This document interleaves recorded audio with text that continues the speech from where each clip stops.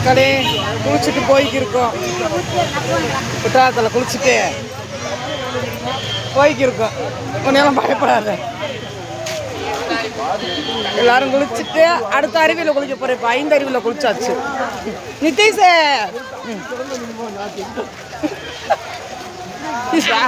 பாட சச்சுனிக்கிட்டு இங்கிட்டா எங்கள் ஆத்தால பார்த்துக்கங்க. இதுதான் கரட்டிக்கல். ஏன் எனக்கு மாமியா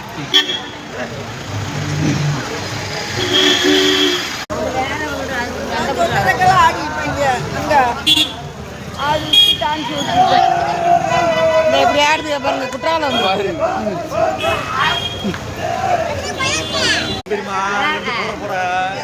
மக்களே பாருங்க. பூரா வாரம் குளிச்சுட்டு